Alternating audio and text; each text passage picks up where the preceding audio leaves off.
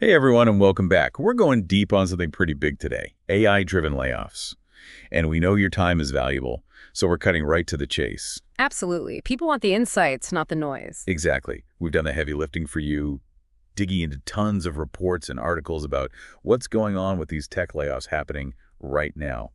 The numbers are staggering. Over 200,000 jobs gone in 2023 alone. It's a big number, and what's really striking is that this wave feels different from previous downturns in tech. Yeah, what makes this one different? Well, it's not just a blip in the market. This feels more like a fundamental shift in how the tech world works, and AI is the driving force. So it's not just companies needing fewer web developers because people are using apps less. Yeah. It's that the work itself is changing. Exactly. Certain tasks, even highly skilled ones, are being done by AI now. It's making some roles obsolete, not just temporarily less in demand. So it's like those robots are really taking over this time. Well, it's a bit more nuanced than a robot takeover, but you're right to be thinking about those kinds of big changes. Okay, so let's unpack the why behind these AI layoffs. Our deep dive pointed to three major factors. The first one that jumped out was the pandemic hiring spree. It's like everyone went digital overnight and companies went a little overboard, staffing up. Oh, right. Right. Yeah, those early pandemic days. It was wild. Suddenly the internet was everything. Groceries, work, even hanging out with friends. It all went online. Everything went virtual. And companies were scrambling, trying to keep up with that massive surge in demand. And of course, that meant hiring, like crazy. Makes sense. But now that things are kind of, well, back to a semblance of normal, I guess, that demand's cooled off, right? Exactly. And you're left with the situation where companies are overstaffed for the current market. They geared up for this world of peak digital reliance, and that world has, well, it's shifted. Okay, so that's factor one. But the second reason for these AI layoffs is the one that everyone's really anxious about, AI actually replacing jobs outright. And we're not just talking about robots on factory floors anymore. This is different. You're right. It's much more nuanced now. We're talking about things like AI-powered customer service chatbot Oh, yeah. that can handle inquiries with a surprising level of sophistication. I've run into those sometimes, honestly. It's gotten to the point where I can't even tell if I'm talking to a real person or a bot. It's a little creepy, to be honest. It is pretty amazing how advanced these systems have become. And it's not just chatbots. Then you have generative AI. That's another game changer. Generative AI. Okay, that sounds intimidating. What exactly is that? Basically, it's AI that can create new content, like writing articles, composing music, even generating computer code. And it's getting really good, like scarily good.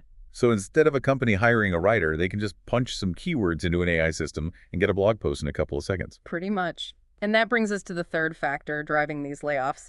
Companies are trying to free up cash to pour even more money into AI development. They're streamlining, cutting costs, and then they're taking those resources and using them to build the very technology that's shaking up the workforce. It's kind of like a snake eating its own tail.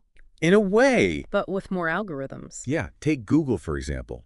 They're investing tons of money into Gemini, which is their answer to this whole AI arms race, directly competing with things like ChatGPT. And Amazon's right there with them, with their Amazon Q projects. Like, everyone's betting big on AI, even if it means making some tough choices today for a very different tomorrow. Exactly. They see AI as the key to future profitability. So they're willing to invest heavily now to stay ahead of the curve. And part of that means finding ways to cut costs and redirect those funds towards AI research and development. Which makes sense from a purely business perspective. But it's easy to forget that we're talking about people's livelihoods here. What happens to the workers who are losing their jobs in this new equation? It's like we're talking about these massive shifts in the tech world, but there are actual people behind the numbers. Yeah, that's something we can't lose sight of. And it raises a really important question. What happens to those workers? There's a lot of talk about upskilling, right? So like learning new skills to stay ahead of the curve, kind of like how software engineers are always having to learn new programming languages. Exactly. It's about adapting to the changing demands of the job market. As AI takes on more tasks, workers need to pick up new skills, ones that complement AI rather than trying to compete with it. And we came across this example with SAP. They were retraining something like 8,000 employees to focus on AI-related fields. Is that actually happening out there? Are companies really investing in their workforce like that? Or is it just good PR?